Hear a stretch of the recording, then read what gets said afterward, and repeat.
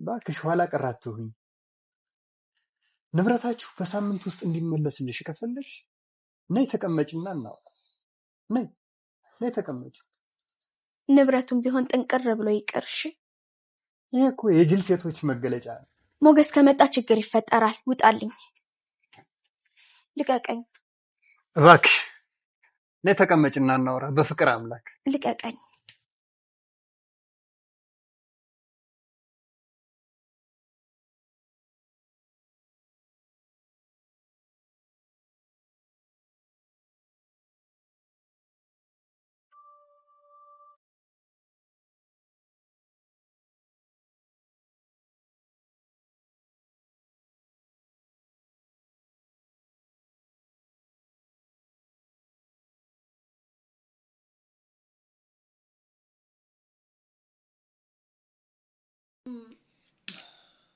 ሰላም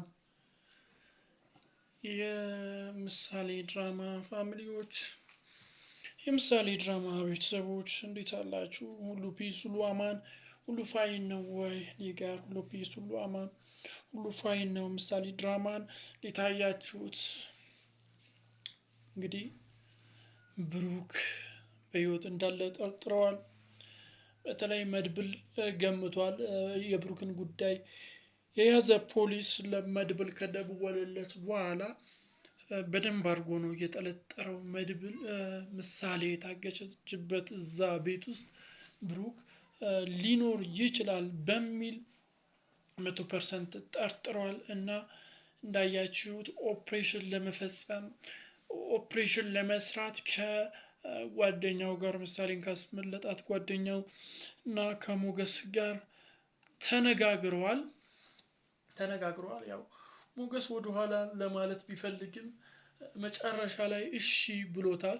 ሞገስም እሺ ብሎታል እና አብረው ይህንን ኦፕሬሽን ሊሰሩ ነው።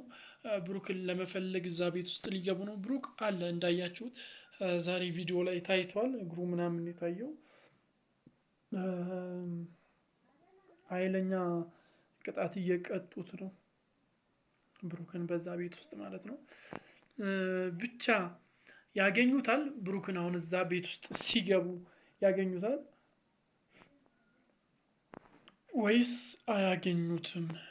ምን ታስባላችሁ በዚህ ጉዳይ ላይ? ብሩክ ይገኛል? ብሩክ ይገኛል ወይስ አይገኝም?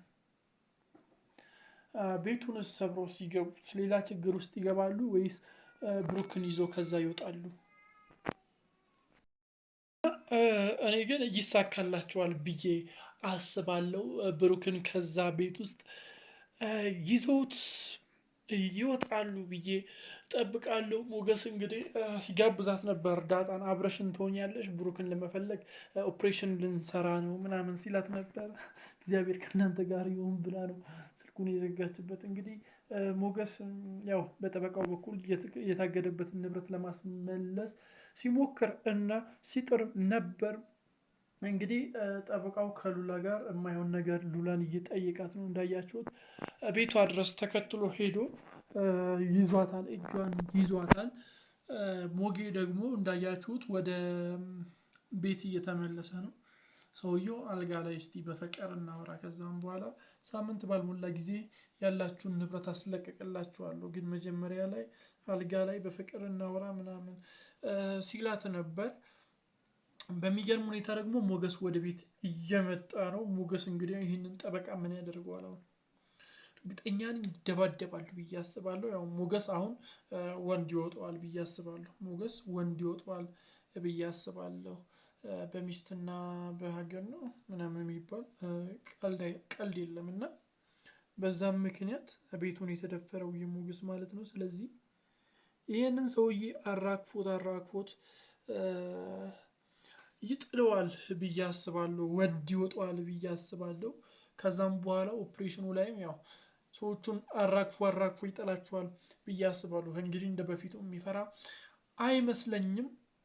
የሚገርም አጋጣሚ ፊት ለፊቱ መጥቶለታል። አሁን ይህንን ሰውዬ ዱቄት ያደርጓል ብዬ አስባለሁ። እስቲ እናንተ ያላችሁን ሀሳብ፣ ያላችሁን ግምት፣ ያላችሁን አስተያየት በሙሉ በኮሜንት መስጫ ሳጥን ላይ አስቀምጡልኝ።